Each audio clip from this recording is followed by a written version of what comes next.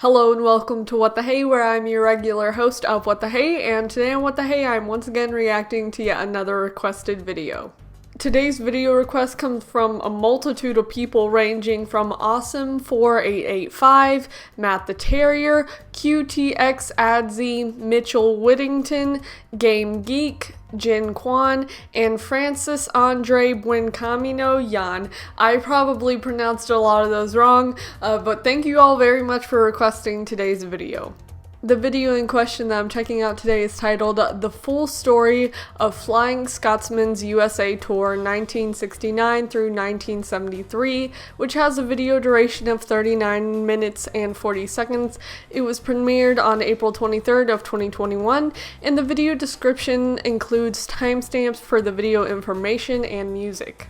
The video itself was uploaded by the Unlucky Tug, so hello to you and thank you for both creating and uploading your content. Like with all my reaction videos, if there's something in this video that I feel may disturb someone to some degree, I'll mention that in the video description, so feel free to check that out before watching the rest of the video. Also, just as like a general heads up and warning, I'm someone who really doesn't know that much about like the Thomas the Tank Engine series, the Railway series, all of that, so I will most likely say some stuff that is inaccurate, but just bear with me, and then at the end of the video I will give my thoughts. So with all of that out of the way, let's actually get into watching the video itself. There's not a name in the world that screams the glory days of steam so much as Flying Scotsman. That's a cool like little mark on the side. That's wow. Steam engine and the most famous railway engine in the world. Every train fan has a book with Flying Scotsman. Is that accurate? A model of it in some form, or at the very least opinions on the many events of her lifetime. That's a good Nothing meme. brings train fans together more so than this bright green engine. Kind of looks It's like hard Percy, to but imagine nah. a timeline without Flying Scotsman in it. But what if I told you that timeline almost became a reality? I'm going to tell you all in excruciating detail the story of Flying Scotsman's literally ill-fated flying tour right of there, the let's United go. States, and how she Dang. almost didn't return home. Rock and roll, boys, let's go. Kind of puts into perspective how big engines and locomotives actually are, because it's huge. I like those old cars, those are cool. Canada is not in the US, hello. Okay. Ooh, love me some saxophone. Yes.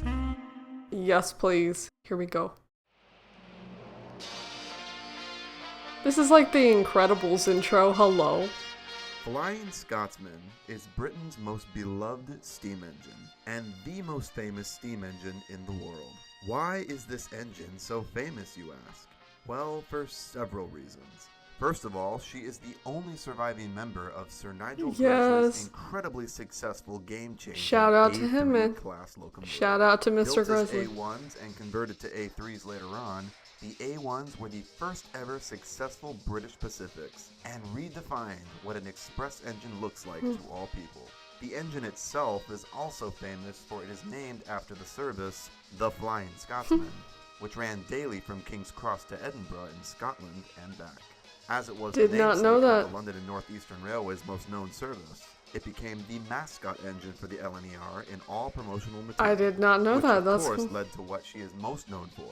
In 1934, she was the first steam engine on record to break 100 miles an hour. Yes. That's a fact that is still disputed to this Pretty day. heckin' But fast. regardless, she's famous for it. Cheetahs be crying with that record, dude. In the early 1960s, British Railways announced its modernization plan to fully transition rail motive to diesel power. Dang Once it. diesels and electrics were ready to take them Disgusting. over, steam engines were all to be withdrawn from Spider, service. hello. And that, for most engines, meant one fate: the cutter's torch. Oof. In 1962, British Railways announced their plans to scrap Flying Scotsman against much heavy public criticism. SOS, that's cool. One man That's smart. was not going to let that happen. A man by the name of Alan Pegler. Sounds familiar. Pegler was a businessman and worked for British Railways overseeing operations on the eastern region. He had an absolute fascination So with Flying small Scotsman. compared to the An actual obsession that engine. started when he was just a boy and he witnessed Flying Scotsman, brand spanking new at the time, at the 1924 British Empire exhibition. He also played a huge role in preserving the Festiniog Railway in Wales in 1951. There it goes. That's not at all related to this story at all, but it's worth mentioning as it's proof to show just how much this man loved steam engines. Oh, when that's the cute. news of Scotsman's scrapping went public, Pegler stepped in and bought Flying Scotsman outright from British Railways. I wish I had that kind of money, This man. man, Flying Scotsman would not still be around today. Let's but go. ironically, also because of this man, Flying Scotsman may have also been lost forever, only 10 years later. But I'm getting ahead of myself. Pegler spent ungodly amounts of money. I was gonna restoring say, how Flying much? Scotsman to her former glory at Doncaster. British Railways was very adamant about not letting steam run on their main lines at the time, but Pegler managed to persuade them a deal that was mutually beneficial, allowing Scotsman to haul special excursion trains. In the late 60s, Flying Scotsman was the only steam engine allowed on British Railways' mainline metals, hauling rail tours. During this time, she was fitted with her rather famous second tender to carry extra water. In a sea of dirty, grimy, dark, smelly, loud, unfriendly, fume-coughing, gross diesels, Yeah, pretty gross. this bright green steam engine of a happier bygone era was a really appealing sight to people. The rail tours proved to be monumentally successful, and Flying Scotsman continued its status as a common household name. Yeah, that's smart to During have this tours time, going Pegler on. got the idea to ride Scotsman's success even further and take her abroad on a big tour of the United States. The US pretty big, we do be needing locomotives. Now you see, as Pegler was not officially licensed as an engine driver, he was not allowed to legally drive Scotsman on the main line in Britain, but overseas, he could. The US was not as strict about that fact. Let's go. All he had to do We was be off the figure out a rails, way bro. of getting her there. Now, Pegler was a very persuasive man, and somehow, in 1969, he managed to gain support from Prime Minister Harold Wilson. Wilson's Labour Party government helped fund the tour, under the request that Pegler use the tour as a means of advertising British companies to North America. The tour was to be a trade show on rails, and the biggest names of the time signed up, including Lloyd Bank and the Royal Shakespeare Company. That's cool. The news of England's most cherished steam engine going overseas was met with much criticism. Several opposed the idea, and said that if Flying Scotsman is to go to America, she will never return. We'll just keep But Pegler the was a locomotive. dreamer, Yeah. and still move forward with his plan despite the criticism. To run in America, Flying Scotsman would need some modifications. Those are Railroad huge regulations wheels. in the States were very different from the UK.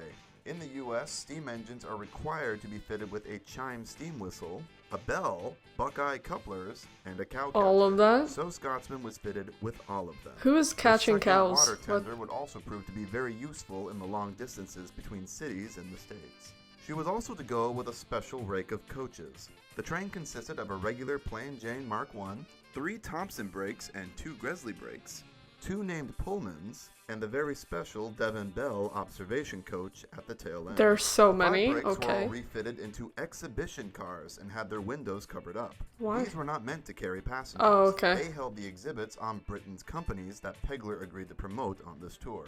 The Mark I carried the crew and ran behind the engine with corridor connections through the tenders to the cab. And the observation coach acted as a lounge and bar. That's The cool. 2 Pullmans, named Isle of Thanet and Lydia, I were like not those a part of the windows. train That's for cool. any touring purpose. These coaches have been used extensively during World War II by General Dwight D. Eisenhower. Oh, that's cool. They were to be brought to the National Railroad Museum in Green Bay, Wisconsin, where they would be left to be displayed with the preserved A4 there, named Dwight D. Eisenhower after the former That looks like the president himself. Mallard. They all the look the coaches same. were repainted into special Pullman liveries to match the 2 Pullmans. Everything was set. Alan Pegler was ready to take the Flying Scotsman on her big 2-year-long United States tour. From Boston, Massachusetts to Houston, Texas the first The year. patriotism and around is the West kicking in. Coast and finishing at Green Bay, Wisconsin the second year. Here is the story of how he did it. Everyone salute, dude. You gotta just have respect. That's how it goes. Is there a reason why On they're called September cow pushers? 17th, I don't know. 1969, British Railways delivered Flying Scotsman to the docks in Liverpool, where the ship, the Saxonia, awaited to collect her. 3 total ships were arranged to transport the whole consist. Really? 3? Coaches were all loaded first onto 2 other ships, while the Saxonia Oh, was wow. parked to carry the engine. At the crack of dawn the next day, loading of the engine commenced. The tenders were lifted. That looks so funny. Finally, the engine. On the morning of September 18th, blind Scotsman's wheels There left she British soil goes. and would not touch it again for another 3.5 years. Isn't that weird, like a locomotive going on a ship? The trip That sounds across weird. the Atlantic took 10 days. That looks so On funny. September 28th, the Saxonia reached Boston Harbor. Scotsman was unloaded and touched American soil for the first time. No, it's patriotic, that's all The it train was is. shunted to the U.S. Army facility in Boston where everything was set up and the engine was steamed. A large headlamp presented by Southern Railway was fitted to the engine's front here. The consist was seen completely That together looks so here for the long. first Oh time. my goodness. The official opening wasn't to start for another 2 weeks. Some time had been arranged to let Scotsman stretch her wheels and test the soil before beginning the tour. Is that a thing The they first have run to on do? American Rails occurred on October 3rd, where she ran from Boston to New London, Connecticut. New London. That's a good name. Very nice. Scotsman's first run did not start out all that well, Great. as she was greeted Great. by some children throwing stones at her as she passed. One person even fired a shot. Why? On her way back from New London, Why? the crew fired back at the attackers by throwing lumps of coal at them. Yes. A beautiful case of Oh my life goodness. imitating Why art, would you huh? do that? Why would you just She do returned that? to Boston Why for do the people beginning have of to the do tour. that? October 8th saw the official opening. The whole train was displayed at Boston South Station as the celebrations took place. Crowds gathered, and Pegler and other important people gave speeches. On October 12th, Scotsman began her 2-month-long journey to Houston, Texas. Yee. Texas, let's go. Gotta use that cow pusher to move the cows in Texas. The Her first Longhorns? stop was at Hartford, Connecticut, and she stayed there on display for a couple days. The next stop was Penn Station in Newark, New Jersey. En route to the city, the consist was passed by the then extremely modern UAC turbo train. This was undoubtedly the only time this turbo train would come into contact with any sort of steam engine. Interesting. I like the use of different music. Scotsman was stopped in New Rochelle outside the New York City limits. The only way to get through the city was underground, and steam was not allowed in the tunnels under its own power.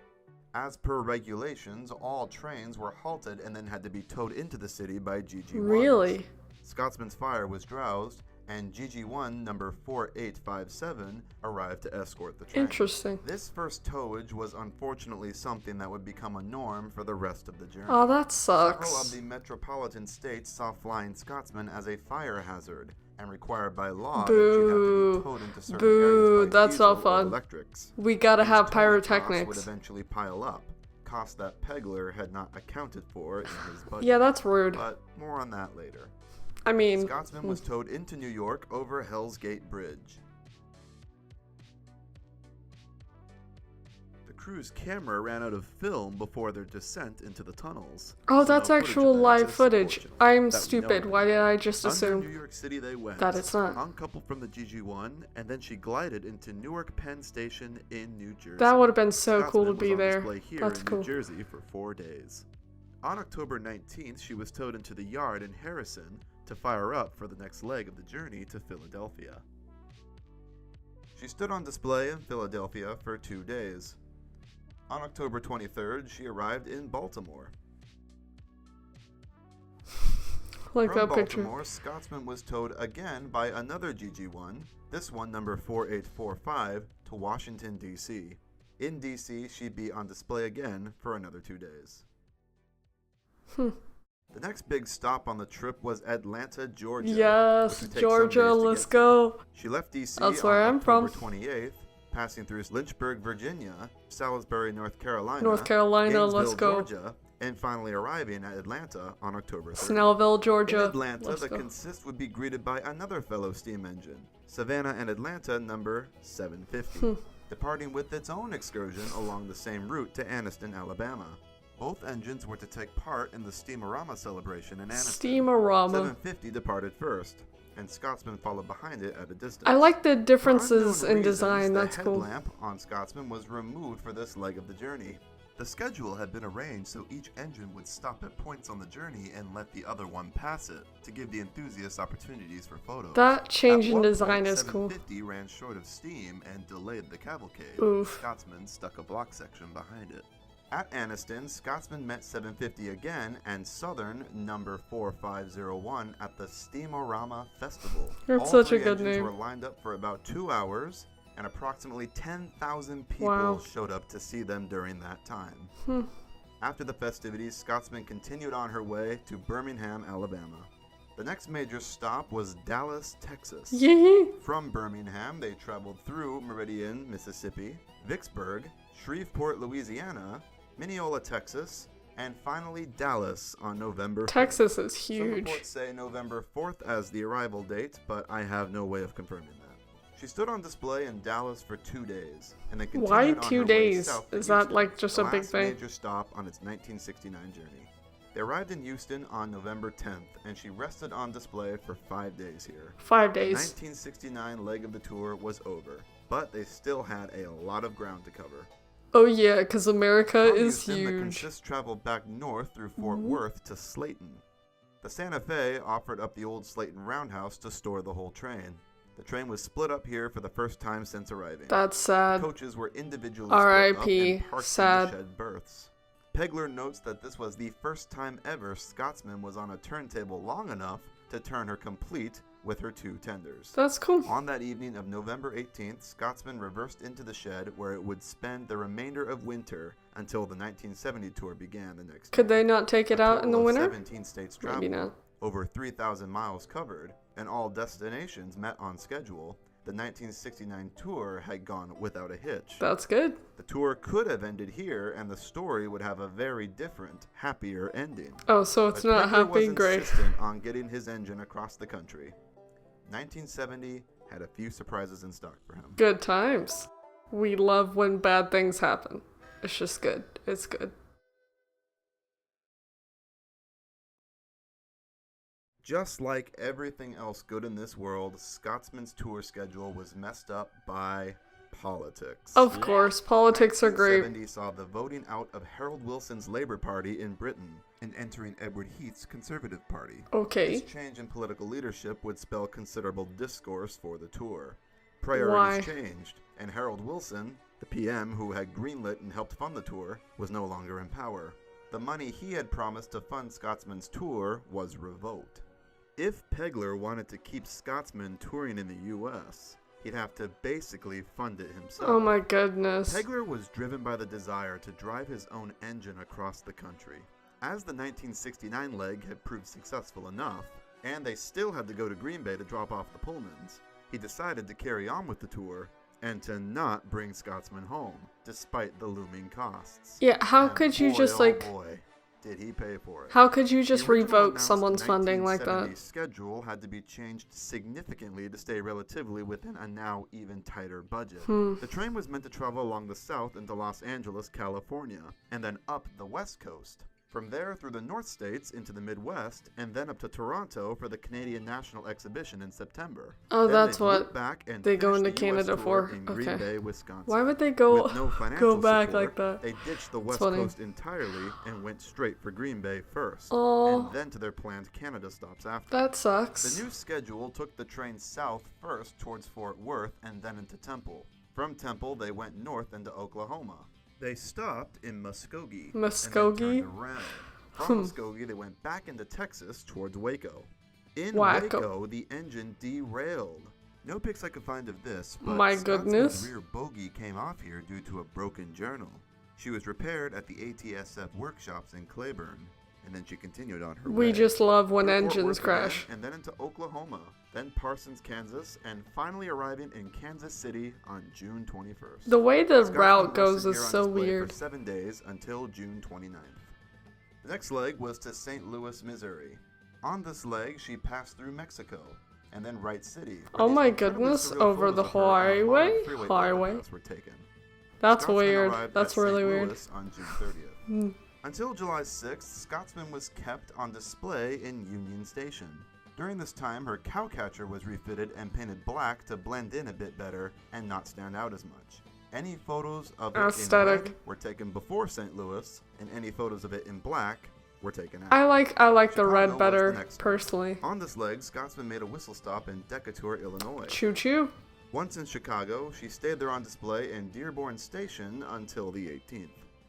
On July 19th, she set north for her original final destination, the National Railroad Museum in Green Bay, Wisconsin. Is that still a thing? That'd be cool to go to. Next month on display in the yard. At the museum was fellow LNER engine, the A4 Dwight D. Eisenhower. Looks like This Mallard, would be the but last okay. time these two LNER engines would ever meet. Dwight did return to the UK for a brief period in 2012, but Scotsman was in pieces at that time. Scotsman was to continue on her way up into Canada to be a part of the Canadian National Expo in Toronto. The Pullman coaches Isle of Thanet and Lydia reached their final destination. Isle of Thanet was left here to be displayed alongside the A4. However, Lydia continued on the tour. There she to be returned goes. to Green Bay when the There tour she finished. goes on the I journey. could not find a concrete reason why for this. Scotsman would continue on the rest of her tour without Isle of Thanet. I love the On different August styles of 19th, like Scotsman left documentation. Green That's Bay cool. and traveled back to Chicago, where she was stored in 40th Street Yard for a night. From Chicago, she went through Detroit, Michigan, through the St. Clair Tunnel into Ontario, Canada, through Hamilton, and finally Toronto on August 21st. Let's She was go based in Canada. Spadina Yard, where these posed photos of her and Canadian National number 6218 were taken. During her time in Toronto, Scotsman was on display at the Canadian National Exhibition, where Pegler gave cab rides to the exhibitors. Oh, that's cool. On the 8th, she left for That's Ottawa, nice. That's passing nice. through Belleville. She stood on display in Ottawa from the 9th to the 17th at the Museum of Science and Technology. Here, a giant Canadian flag was attached to the side of the coaches. Can they just do From that? Ottawa, she went to Montreal Display. and stood on display there in Advertisement. University Station until the 27th. She was met by 6218 again. Here in Montreal Yard, her 6218, another turbo train, and a diesel engine were lined up for an exciting photo shoot. A rare lineup of engines that will never ever happen again. After Montreal, she traveled through Brockville into Kingston and stayed there for 2 days. Then from Kingston, she went through Toronto again to Hamilton, where she was on display for a Hamilton's day just the at place to James go, I Street on guess. October 1st. On October 2nd, she traveled to Niagara Falls. Did it go She stayed on over the display falls? until the No. end of the month. Okay. On October 31st, Scotsman would travel to Toronto for a third time to take shelter for the winter. Okay. The train was split apart again, with Scotsman being stored inside the old Spadina roundhouse. Can they not go in the winter? Is that just what a thing? was to happen next? No one knew. Awesome. I don't know either. That's why I'm watching this video. I like the different The music. two planned legs of the tour more or less complete, and with little to no financial backing from the British government, 'Cause they Alan suck. Pegler found himself in a tight spot. Yes. The Canada tour had not given him the returns he had hoped for. That, on top of a nasty divorce settlement happening back home, Poor Pegler's dude. money kept slipping through his Oof. fingers like sand. Bankruptcy was on the horizon. Oh no. For nearly a year, Oh, no. Scotsman was left in the shed at Spadina while the crew figured out their next course of action.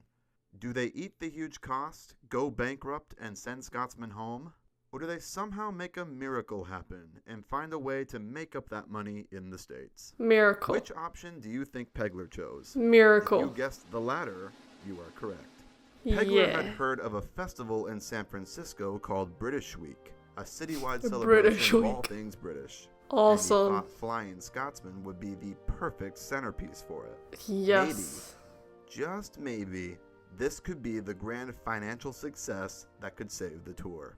He decided to throw a Hail Mary. Pegler was all in. It was to San Francisco Anime moment or right there. bust. There was just one problem. British Week was in San Francisco, and Scotsman All the way was over in there. Toronto.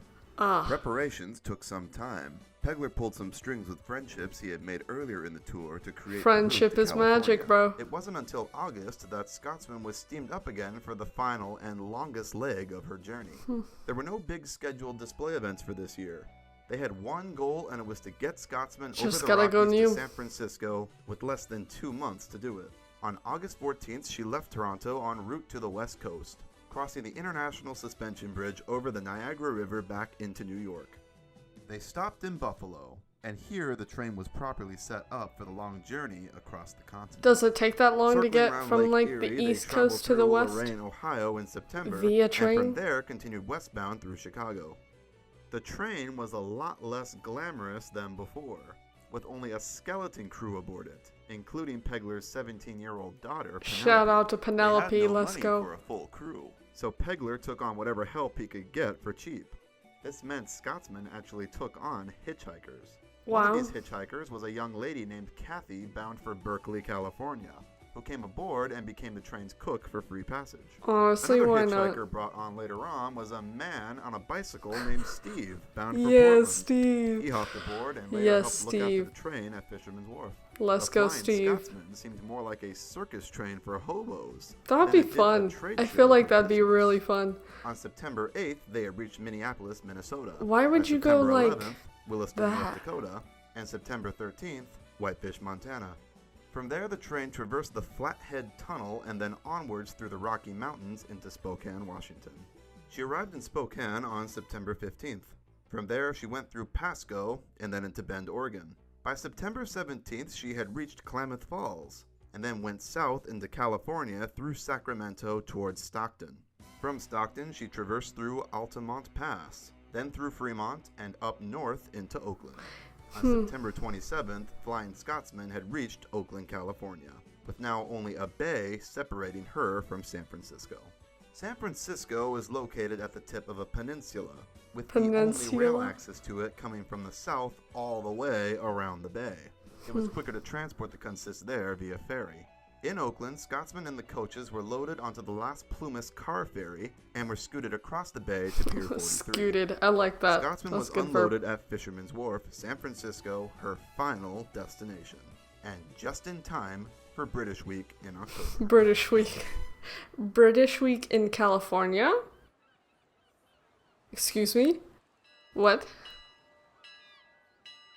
Scotsman was displayed here at Fisherman's Wharf for several weeks, and during that time was the most popular tourist attraction in the city. For a brief period, it seemed Pegler's crazy idea to gallivant the whole train to San Francisco just might pay off.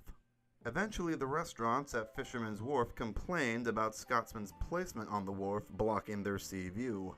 Not to mention the 92 parking spots she was covering. Oh She no, was that moved off sucks. the wharf to the State Belt's Southern Pacific Exchange Yard in the That's south. an accurate And argument, though. This is when it all started to fall apart again. Now in a part of the city out of sight from tourists, Scotchman was no longer such the big tourist attraction she was when she first arrived. The money quickly disappeared. Oh For all no. intents and purposes, Pegler had achieved his dream of driving his engine from coast to coast Yeah. across the United States. He had followed through on his initial promise and then some. However, he did it at a huge, huge cost. The 1971 tour ended on a dismal note, as Pegler officially ran out of money, penniless in San Francisco with a total debt of £132,000 to rent and towage. What is that in Poor like man today's? had no choice but to leave his engine for the time being and find work to pay off his dues. What do you do Come with it? 1972, Flying Scotsman was still in San Francisco while Pegler was away trying to pay the bills. Just Pegler sitting did there? return to San Francisco in March and traversed Scotsman along the state belt, giving passenger runs, hauling only the Mark I, Lydia, and the observation coach. During this brief time of giving tourist trips, Scotsman derailed again Oh my on March goodness. 25th, this time at a set of points.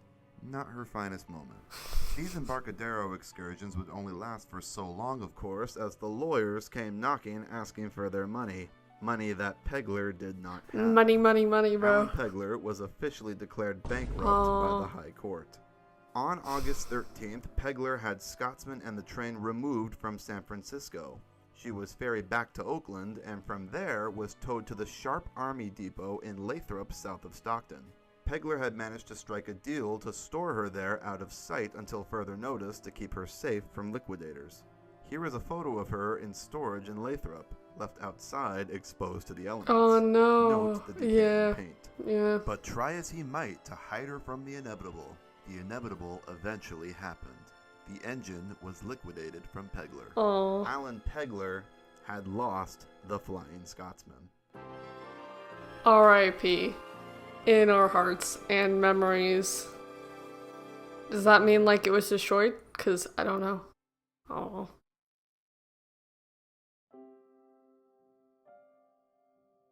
The engine he had saved from the cutter's torch 10 years prior was now in the hands of the United States government, with its future again uncertain. Flying Scotsman sat in storage in Lathrop, California, with no owner. Wouldn't England When want it news back? reached Britain, the response was dour. The overwhelming fear of many were a big company like Disney purchasing the engine and turning her into an exhibit at Disneyland, never to return to Britain. It seemed those that initially said that if Flying Scotsman were to go to America, she would never return, were about correct. to be proven right. Yeah. That song This is sounded where a familiar. wealthy British businessman named William McAlpine, Bill for short, comes into our story. Is Bill he was cool the though? director of the McAlpine Construction Company. Don't He know had an that. adoration for steam engines, and had started collecting his own in the 60s. Bill was made aware of Flying Scotsman's plight after being approached by a powerful committee to join them in a rescue attempt. What they needed was money, and Bill had it. In Let's go. December, George He's got Heathcliff, some the bills. operational manager for Flying Scotsman, was tasked to go to the States to see what was needed exactly to get her home. In January 1973, Hinchcliffe was present in California working out a deal, while the railroad attorneys were preparing a writ of attachment for the engine to put it up for sale to pay off the rental fee debts.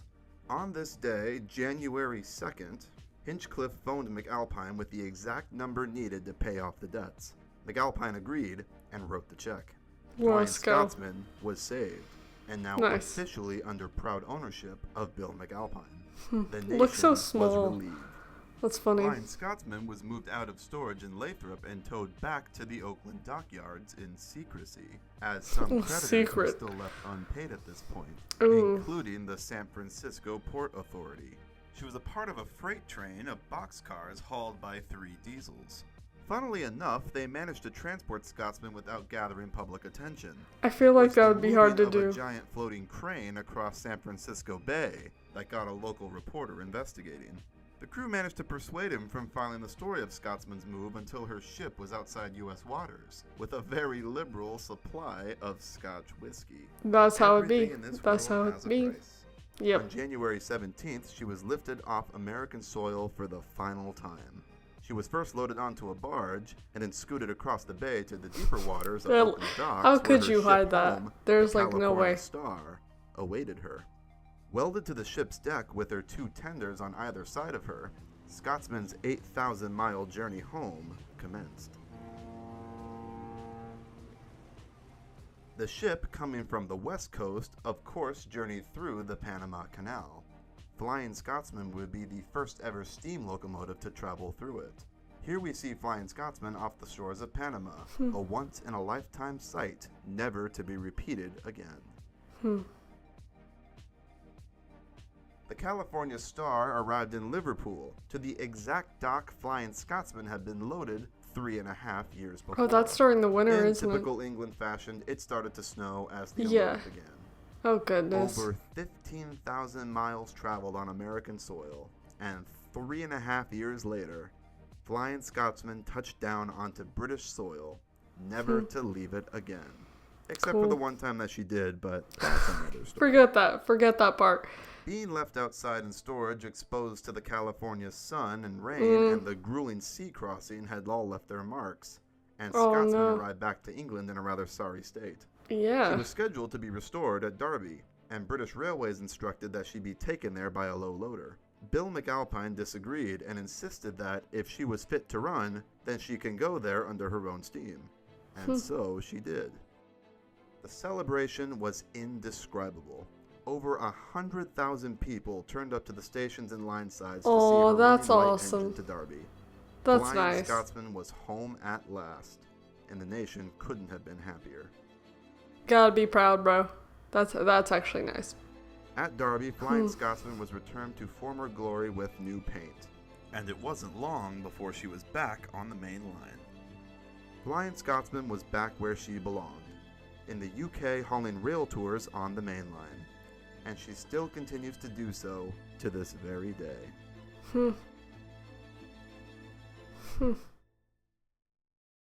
However, our story is not over. Of course First of it all, isn't. what happened to the coaches? You may have noticed that in the footage of Scotsman coming home, I did coaches not. are nowhere in sight. And you'd be right, the coaches did not return to the UK. McAlpine only paid for the engine. The coaches were not essential and were all left in California. So, where did they go? Well, some had better fates than others. Lydia did eventually return to the National Railroad Museum in Green Bay, where she and Isle of Thanet were kept on display with Dwight D. Eisenhower. In 2000, Isle of Thanet was repurposed by the UK and returned back to England for restoration. She is still around and currently in storage at Carnforth. That's Lydia cool. also came back to the UK the following year in 2001. She is still around as well, and currently at home on the West Somerset Railway. The Brakes and the Mark I all had their own interesting adventures. First of all, one of the brakes was detached from the train at some point on the run to San Francisco in 1971. In all footage I found of Scotsman traveling to California, it's with only 4 of its 5 exhibition cars. So one of them got left I could not find behind? any information on why or where the coach was detached from the train. So if anyone has any information on that, please get in contact. I It do may not. still be around, and we have no idea. The 4 remaining brakes in the Mark I all made it to Lathrop. They became property of California State and were all sold off to the highest bidders. 4 of the set, including the Mark I, were all sent down to Southern California and became a part of a train-themed restaurant called Victoria Station That's at cool. Universal City Walk.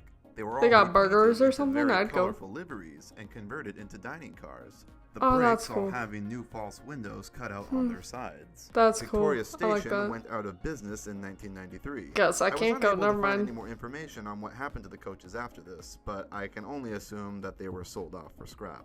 Probably. The last brake was sold off for scrap in California, with, again, Oh. no information on it. The last coach, the Devon Bell observation coach, stayed in San Francisco, where it was turned into an extension of an office building. It was a storage facility at one point, and an office, and a cafe. It remained that's there cool. planted in its spot for nearly 40 years, until the Swanage Railway in England purchased it. Swanage. In I like that. 2007, the coach was pulled up and shipped back to England, where it was restored back to working order. I, being a native San Franciscan, had no idea this was even here and never thought to go seek it out. Well, if However, you don't I did know. find the building it was attached to a couple years ago. Here you can see the area the coach was planted has been built over by a concrete stepway. Flying Scotsman visited the Swanage in early 2019, where she was reunited with the coach for the first time in 45 Swanage. years. That's a good name. And lastly, whatever happened to our dreamer, Alan Pegler? Good question. Well, poor Alan was left penniless in San Francisco at the end of 1971 and had to find work elsewhere to scrape up whatever money he could to pay off that massive debt he owed. He got a job with P&O Cruises out of San Francisco and spent 2 seasons on a ship, where he gave public talks about British enterprises and railways. That's Luckily, cool. McAlpine managed to swoop in and cover the dues, and Pegler returned home to the UK sometime after. Nice. Good. He remained Good. alive and well for several years, and was still around in 1999 to see Flying Scotsman return to steam again. He even filmed the intros to I love his documentaries on hat. this That's so Flying cute. Scotsman DVD box That's set, cute. of which I got a lot of the footage and information for this video from. Alan Pegler died peacefully in 2012. 2012. He was cremated Wow. with the wish that his ashes be thrown into Scotsman's firebox on the run from King's Cross to York. This tour, called the Farewell Alan Pegler Tour, occurred on October 13th, 2018. A tour That's that interesting. I had the pleasure of being on board for. Wow. That's cool. That's really cool. Hello. That's cool. The story of Flying Scotsman's USA tour is one of the most fascinating stories in all of railway history to me. It happened at just the right time in both British and American history, seeing the very British Flying Scotsman in photos of an era of pure Americana that doesn't exist anymore. It was such a huge plight, an incredibly complicated and unrealistic undertaking, however made possible because of one man's desire to drive his engine on foreign metals from coast to coast. It took him 3 years, all of his money, and the loss of the engine itself to do it, but god damn it, he made it happen, and he had the adventure of a lifetime doing so. I mean, I'd really got no money left at all by this time. I mean, it was entirely my own fault. I mean, the fact that I lost all my money was because I thought I was having a ball driving the blooming engine all around North America, which is absolutely true, and I knew exactly what I was doing. And I simply took the view, this is a once-in-a-lifetime chance. The man doesn't seem fazed in the slightest, recollecting the time he filed for bankruptcy and lost the engine he poured everything into. To him, it was all worth it. He was a man that lived life to the fullest. I have a lot of respect for Alan. I love that Pegler, hat. his I love go-getter it. dreamer attitude. It's very inspirational to me. If it weren't for him, Flying Scotsman wouldn't be around today. We all owe him a lot for that. We need more Alan Peglers in this world. People that aren't afraid to take the biggest of chances. I think a lot of people, for the most part, view Scotsman's United States tour with disdain, and understandably so. She did almost get lost there. But to me, it is the most interesting thing to happen in this famous engine's history. As someone who has always been fascinated by this tour for years, it has been so satisfying for me to compile everything for this video and finally tell its full story. There are still several gaps of information that are missing about this tour, so if anyone watching has any more to add to the conversation, please tag me on Twitter. Thank you all so much for watching, and I'll see you all in the next one. Okay. Oh. We gotta go out with that, like, outro music. Let's go. That's really cool. That's so cool. I like the music. It's good. It's good. Hello? Okay. As the Unlucky Tug said, I think the moral of the overall story and tour is follow your dreams even if you become bankrupt.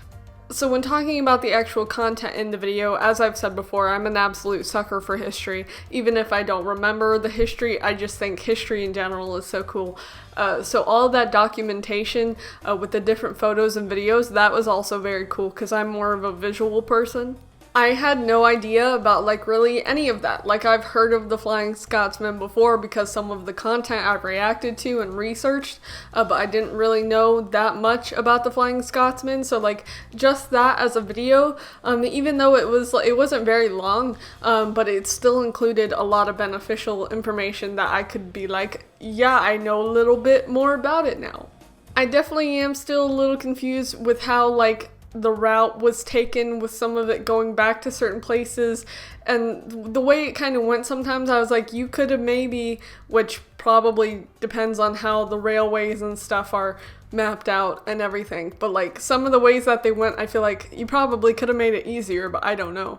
In terms of the format of the video, I've always enjoyed, from what I've seen so far from the Unlucky Tug, the breaks in video discussion and just plot in general. Like there's a break in it, whether that be just from silence for a few seconds to the transition in music or just topic in general. I really like that. And yeah, again, with all the videos and stuff that the Unlucky Tug included, very cool, because I didn't expect to see that much like actual live footage from it, which makes sense as to why it is there, because people had cameras and everything, but like still really cool. I think it's really cool that the Unlucky Tug actually went on one of the tours, the farewell tour. I think that's really cool. I also like how they included that little clip of them riding in it. That was cool.